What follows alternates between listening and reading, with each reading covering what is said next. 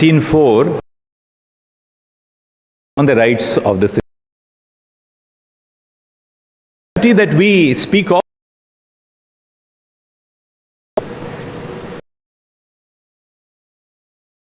basic questions which we have to address. Constitution addressed in the Constitution. What is the value addition that we in a regional conference, a high-powered conference of senior judges? That's the first question which I perhaps reflect on. Define what is undefined Constitution. Of constitutional morality. Federal structure. In a great deal of diversity. To a small village about 60-70 kilometers. Took me to Allahabad as Chief Justice for 3 years. And nation. Imperceptible mark on your heart and soul. Judges in Delhi. The diversity of India. So how do we then constitutional morality? At one level is founded in the preambular values, the value sets out. But if these rights have already been enunciated elsewhere in the Constitution, then why constitutional morality? In fact, I was one of those who applied this concept of constitutional morality when I wrote the judgment in the first round of the battle between the NCT of Delhi and the Union of India about 6 or 7 years ago. And responding to that judgment, the learned Attorney General for India, Mr. Venugopal, asked me in another case, he says, Judge, where do you find this doctrine in the Constitution? It was an academic discourse as constitutional cases involve. At a certain level, the preamble defines concepts and refers to concepts such as justice, social, economic, and political. Liberty of thought, expression, faith, belief, and worship. Human dignity, equality, fraternity. Now, these rights, which the preamble refers to, are found in the text of the Constitution. Article 21, the right to life and personal liberty, equality in Article 14. Then why are we evolving this concept of constitutional morality? There is a more deeper reason. And that deeper reason for us to dwell on the concept of constitutional morality is that constitutional morality is an overarching principle which is derived from, but is not confined to, specific rights or values which are enshrined in the Constitution. Constitutional morality gives you a unifying constitutional ethic. It gives you a unifying constitutional ethic, so every Indian citizen can think as she wishes to think. Every Indian citizen can speak as she wishes to speak. Every Indian citizen can worship as they intend to worship. Every Indian citizen is entitled to follow whoever they want to follow.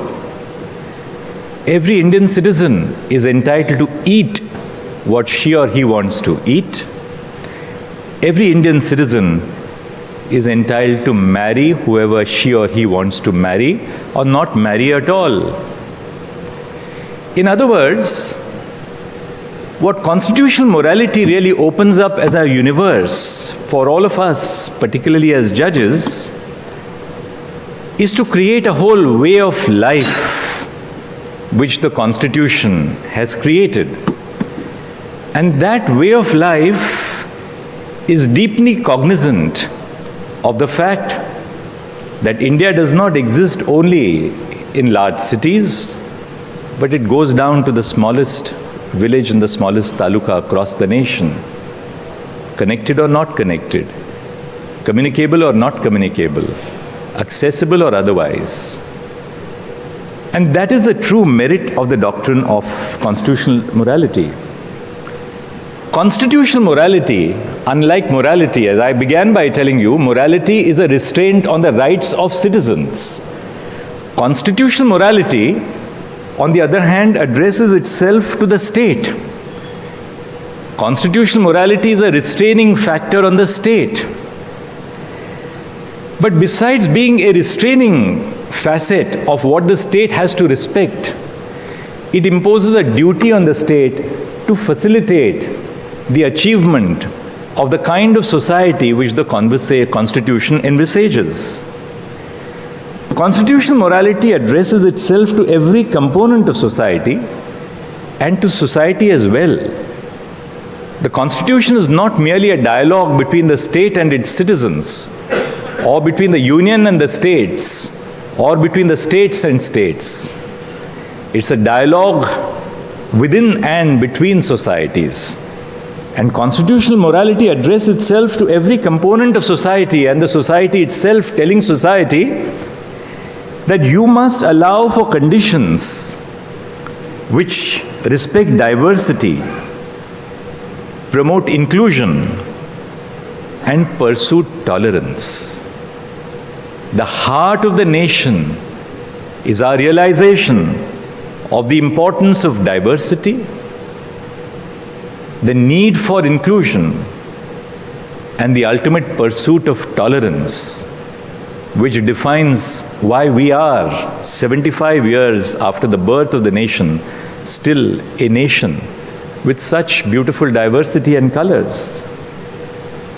But above all, since we are judges, constitutional morality reflects an institutional commitment of the court system, the institutional commitment of each one of us that we are but subservient to these values of the Constitution.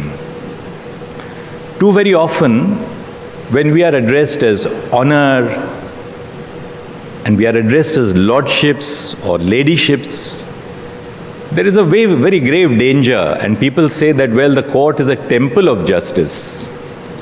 There is a grave danger that we perceive ourselves as the deities in those temples. Therefore, speaking for myself, though I have my own set of personal values which are deeply personal to me, I'm a little reticent when I'm told that this is a temple of justice. Because temple postulates that the judges are in the position of a deity. I would rather recast the role of the judge as a server of the people. And when you regard yourselves as people who are there to serve others, then you bring in the notion of compassion, of empathy,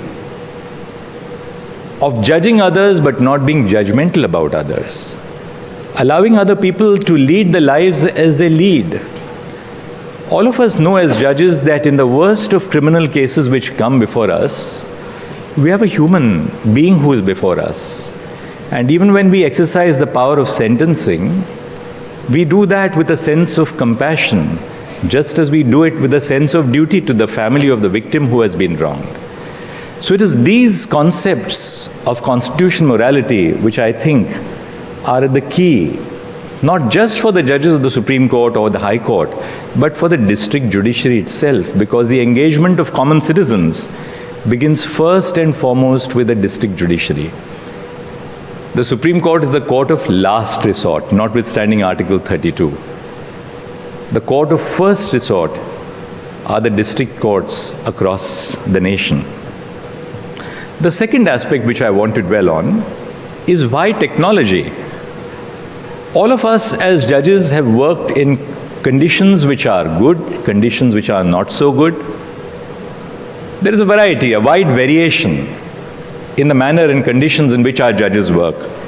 What is the relevance of technology to common citizens? The reason why I thought I must mention this, which is the second theme of the conference, is that our mission towards technology, which I have really advanced as almost a mission of my life over the last 5 years that I've been chairing the E-Committee of the Supreme Court, is not that we want to modernize the Indian judiciary for the sake of modernization. Modernization is ultimately a step in aid of something else that we want to achieve. The government expends large funds on modernizing the judiciary, and technology is no exception. Phase 3 of the e-courts project, Justice Bindal is going to chair that session, has an outlay of 7,000 crores. Now, what is the purpose of this 7,000 crores to the lives of common citizens? That workman whose services have been terminated, the tenant who is being evicted, that man in the farm who wants a mutation entry, a partition suit between brothers which is pending for so long. What is the relevance of technology to common people? First and foremost, and I'll highlight 3 facets. First, in the work which we do as courts, language is a central barrier to accessing justice and understanding the work which we do. First, all our textbooks are written in a language which is unknown to common citizens. Mullah's Transfer of Property Act in English, or Sirvai's Constitution of India, or D.D. Basu's Constitution of India, the shorter Constitution of India. How does the common citizen access those seminal words of the text which are meant for them? But technology can provide us with some answers.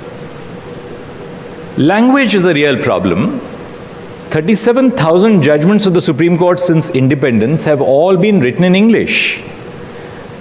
But these judgments deal with common citizens' problems, that right of maintenance to the woman, the right of someone who's accused of an offense under Section 498A to seek bail, the right of a person who's subject to a very serious offense to ensure that the offender is tried in accordance with law expeditiously. Now, technology has enabled us to translate the judgments which we are writing, and I'm glad that this mission which we began in the Supreme Court of translating, we have translated over 51,000 judgments. As I said, there are 37,000, but we are translating the judgments of the Supreme Court in every language which is recognized by the Constitution, including Bangla. I had to emphasize Bangla and Odia because my wife is very fond of Odia. Being an Odia and being very close to Bangla, of course, that's in a lighter vein. But apart from that, the purpose of doing all this in every language which is recognized by the Constitution is to take the work of the court to the homes and hearts of common citizens. And we are using machine learning software, AI-assisted software, for the purpose of translating these judgments, and the mission is on.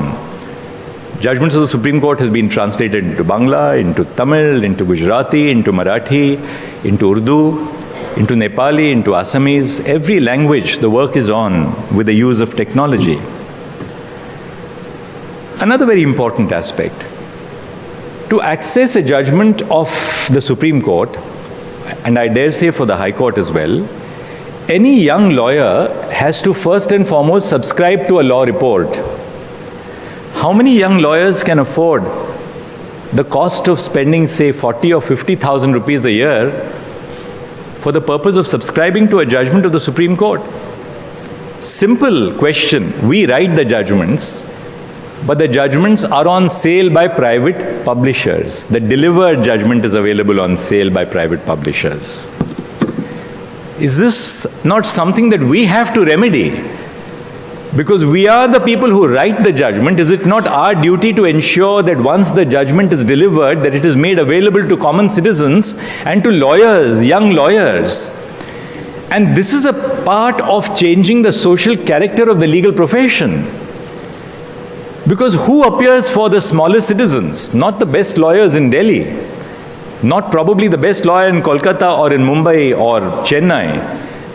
Those who appear for the workers, those who appear for those small farmers, the marginalized citizens, are those who belong to their communities. Therefore, we have to make our judgments available. And that is why we have now set in motion the Digital Supreme Court reports. The Digital Supreme Court reports is a free resource which we have provided for judges and lawyers across India, which makes available all the judgments of the Supreme Court in a digitized form, freely available on the website of the Supreme Court.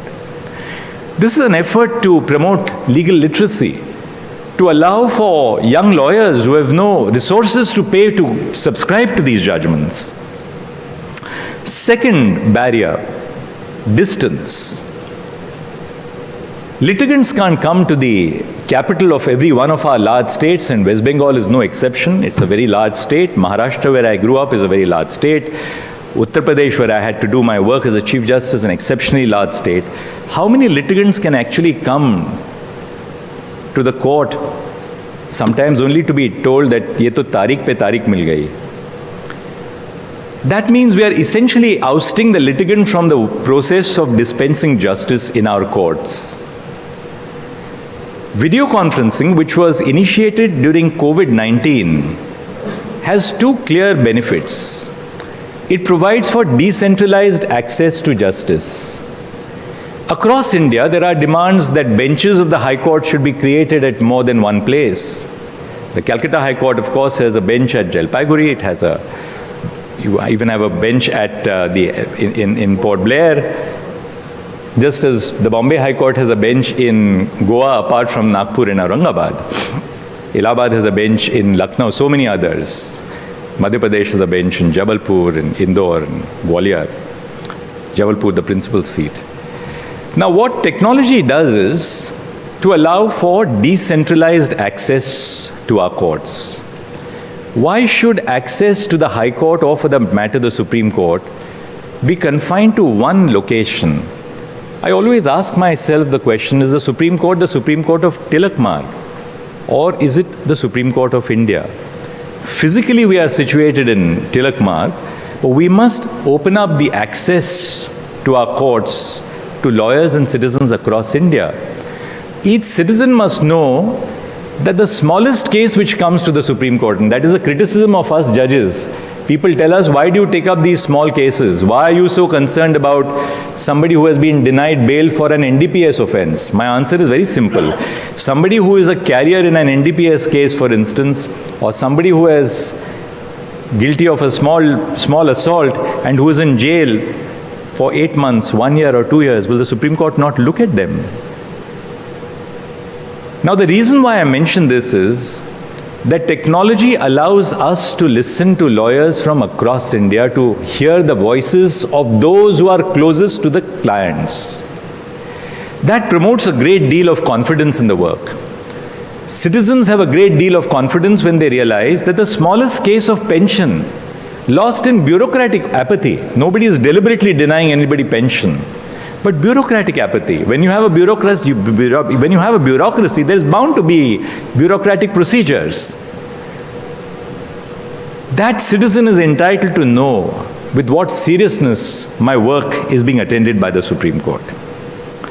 The third important barrier, the lack of awareness of court procedures.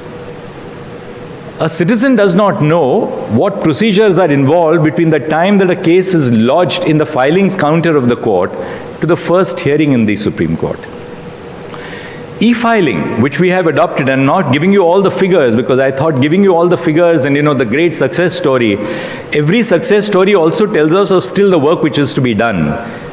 So I'm not giving you only part of the statistics. That's not my purpose. I thought I'll speak to you heart to heart. E-filing enables citizens to have streamlined access to justice. For instance, in the Supreme Court, we have been able to establish that a case which is filed by a particular date shall be listed before the bench for the first hearing by a particular date. In many high courts, for instance, I am very deeply concerned about the fact that even urgent applications for bail will not be taken up for months on an end.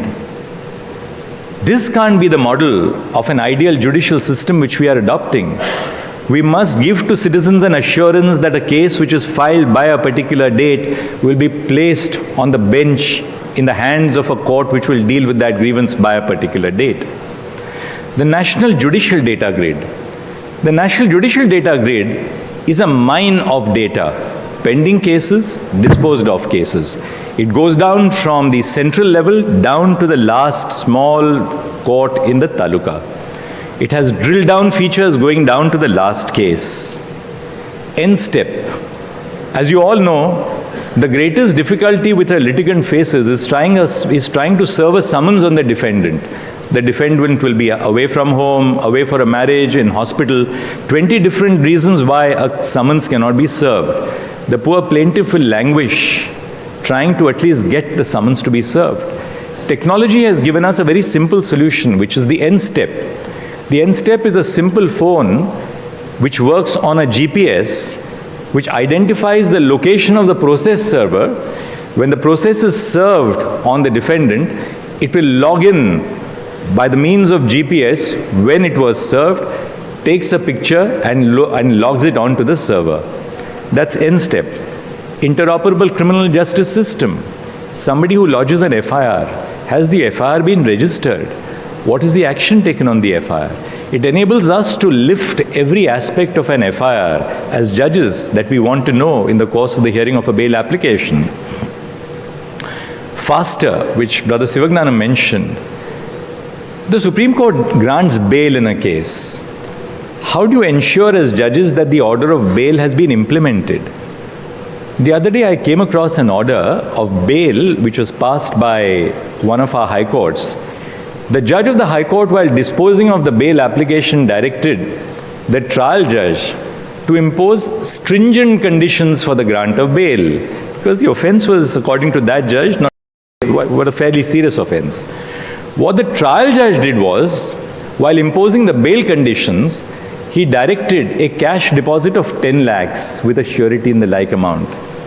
7 months after bail was granted, the lawyer was before us saying, for 7 months my client is languishing in jail because I've just not been able to put up the kind of surety for the grant of bail. So we have now developed a system called Faster in the Supreme Court. The system operates on the basis of blockchain technology.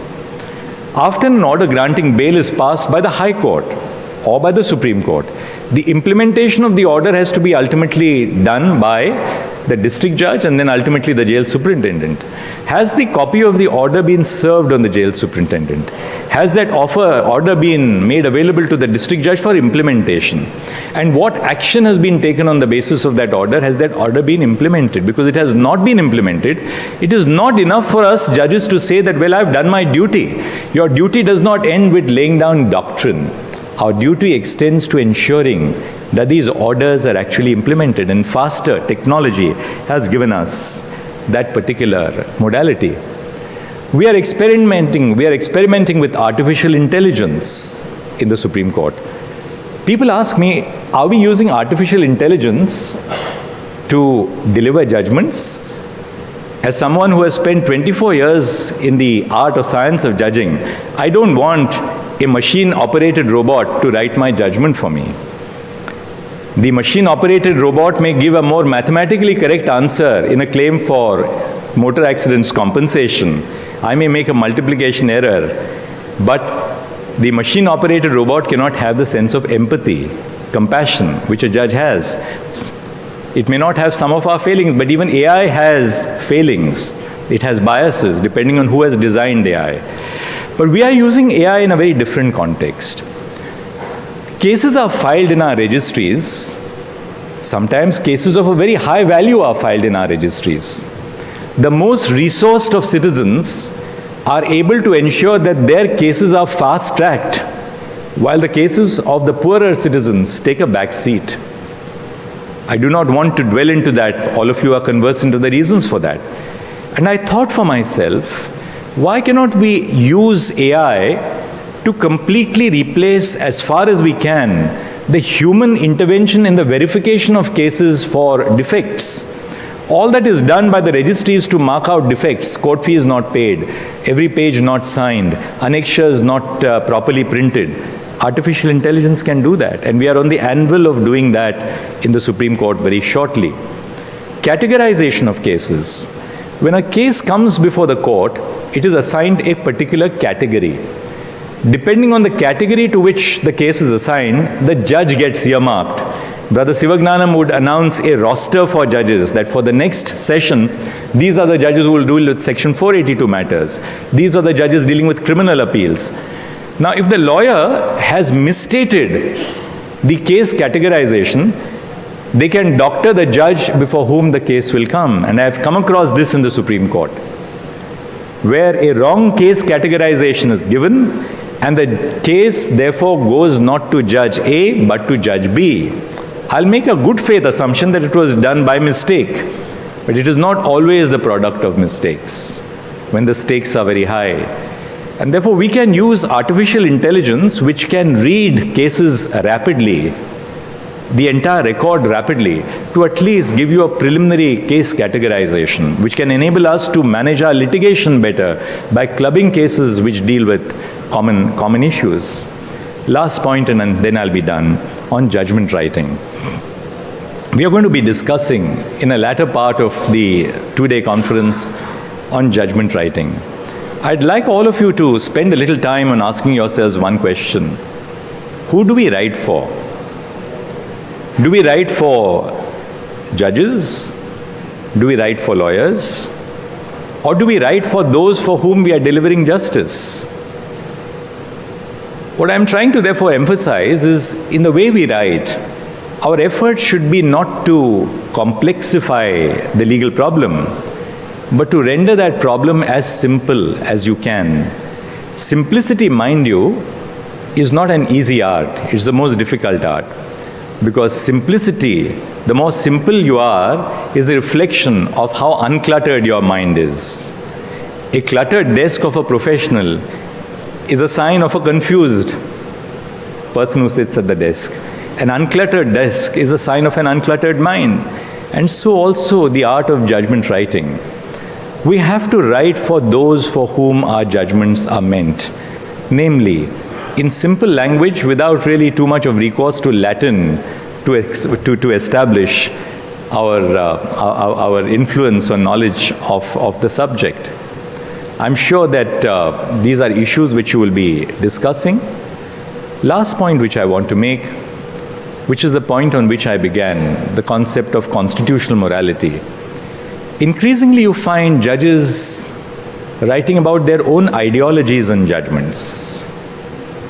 I'm not saying that judges do not possess their own personal philosophies. When I was a young member of the bar, we would always say that a particular judge is pro-landlord, or we thought that judge was pro-landlord. We thought a particular judge was pro-tenant. So everybody would run, if you had a case of a tenant, to a pro-tenant judge. These are lawyers' perceptions. They're not always right. They're sometimes right, they're sometimes wrong. But the most important thing is how we as judges convey the work which we are doing.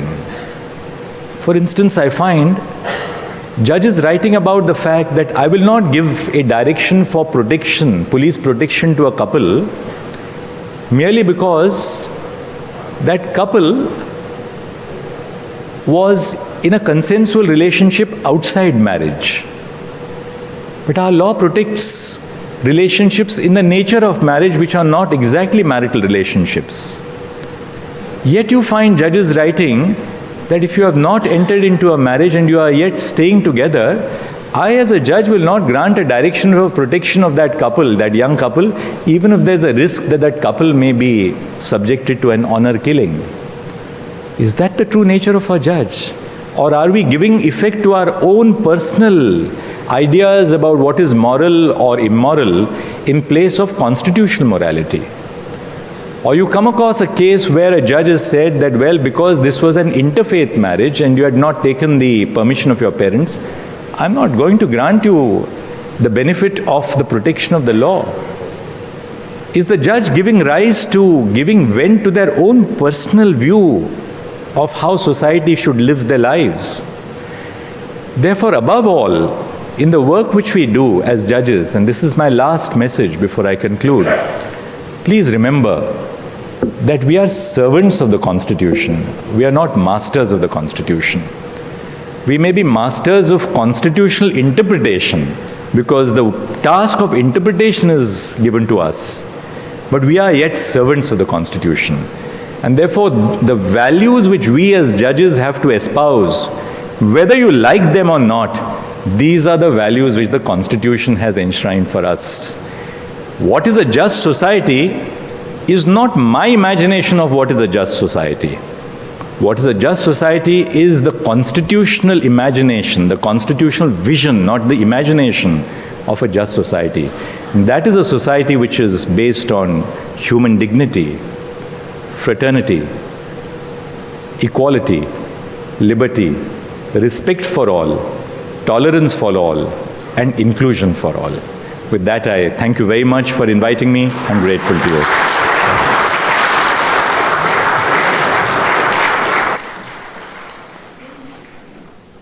Thank you, my Lord, the Chief Justice of India, for the address that could only have emanated from a jurist par excellence, whose legal intellect has found nirvana in the perfect syncretic union of Occidental jurisprudence and indigenous principles of justice or nyaya.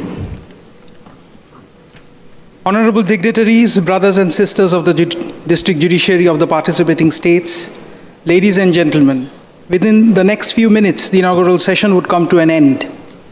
Once the cadence of the national anthem wafts into silence, we shall proceed for a group photograph to freeze the present for posterity and then head for high tea. The group photograph would take a few minutes. We will be needing to make certain arrangements. The dignitaries on the dais would please remain on the dais. We will take 2-3 minutes for making the arrangements for the group photograph. But first we must rise for the national anthem.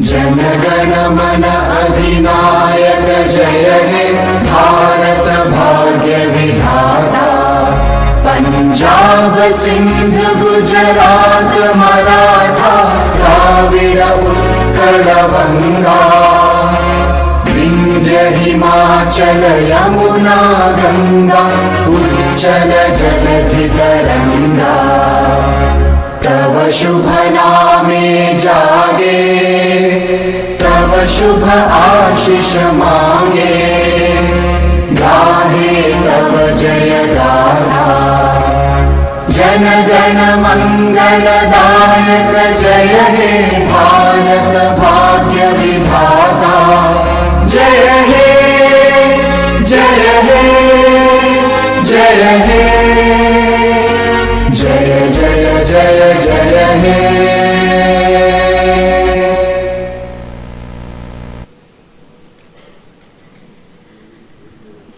The first working session shall commence after high tea.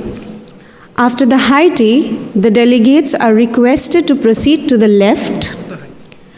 After departure of the honorable judges, the honorable judges will please proceed to the judges' lounge on the right for the high tea.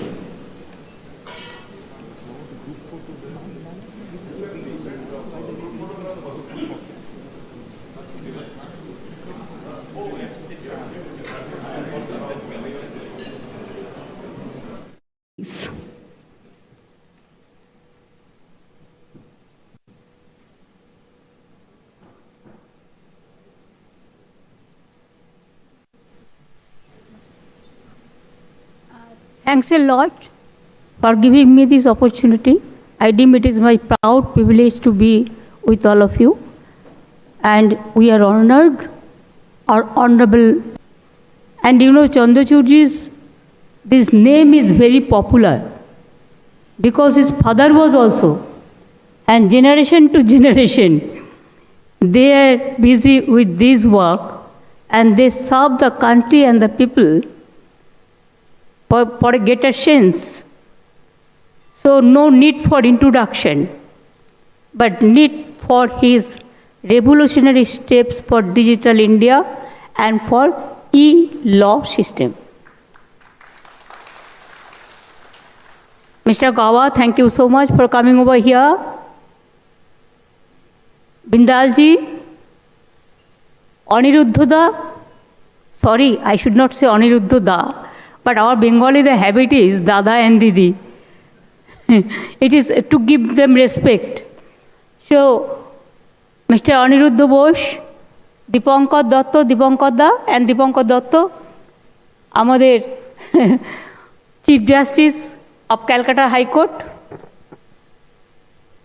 আমাদের Harish ট্যান্ডনজি, Joymalya বাগচিজি, IP Mukherjee, Attorney General ji, my colleague, Law Minister Malay Ghatok, my Finance Minister Chandrima Bhattacharya, all the judges of Calcutta High Court, and all the judges from District Judiciary and Northeastern part also, and all the registered also. I don't know what to speak, but please consider me as your family member, because I also belong to this law fraternity. In my life, 3-4 cases I also fought, and they offered me one ground. I preserve it. Whenever I'll be allowed to practice regularly, not for me, but for public works, for development works. And sometimes I have seen, to give the briefing, it may not be proper in every cases. So it is better if we can fight ourselves, then at least who knows the things, at least may get the opportunity, because now also I am continuing the Bar Association membership. So please give me the live member. Every year giving the subscription, instead of that, give me the live membership, so that sometimes we also on behalf of people, I can assure you no money we will take for that, only voluntarily. Sir, thank you very much. This judiciary is an important temple for us. It is just like Mandir, Masjid, Gurudwara and Girja. It is our supreme authority for delivering the justice to the people, the last frontier for getting justice and upholding constitutional rights. I believe this judiciary is government of the judiciary, by the judiciary, for the judiciary. No. Government, this judiciary is of the people, by the people, and for the people. If judiciary cannot help us, means not me, the common people, then where the people will get the justice? When the people, any problem comes, when we have seen some atrocious, terrible things, then only we hope with a greater interest that only judiciary can solve this problem, and we just watch judiciary.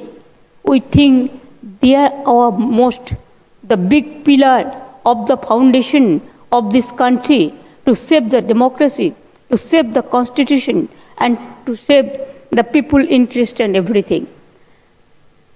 We are honored and grateful, and I think our privilege that Mr. Chandrachudji has initiated so many things, especially for... Madam Chief Minister, if you may please.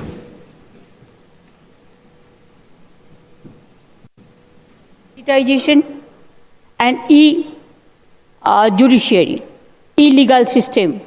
In our state, we are e-governance, we are number one, sir. You'll be happy to know.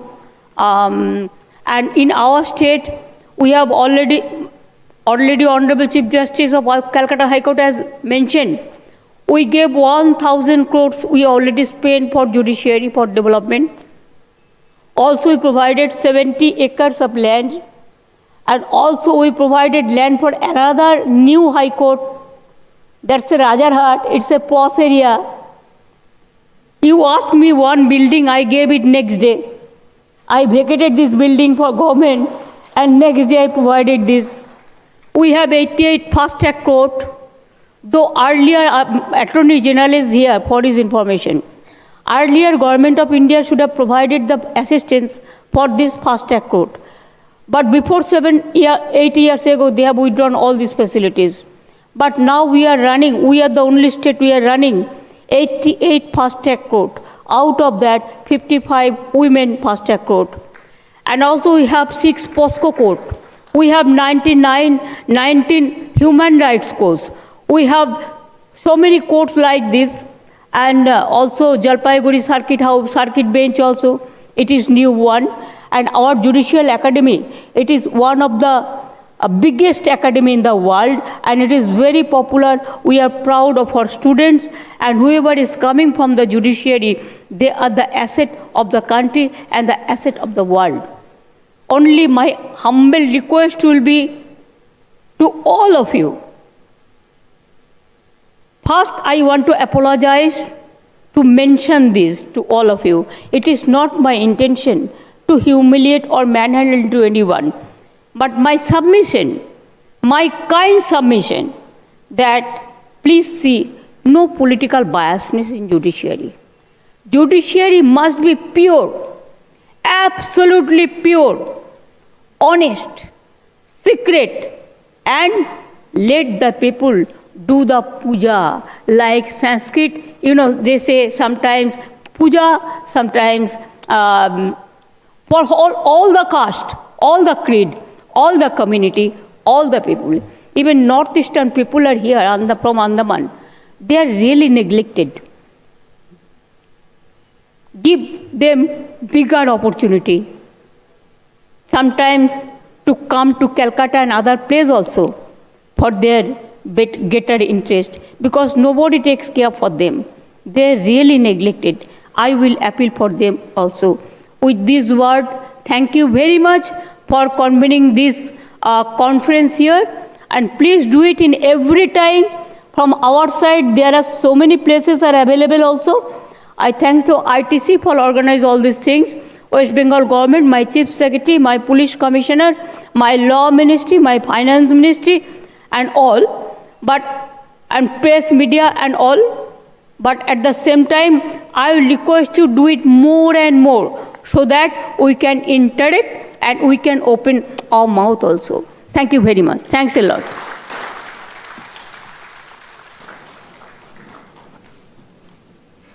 Thank you, Madam Chief Minister, for the special address.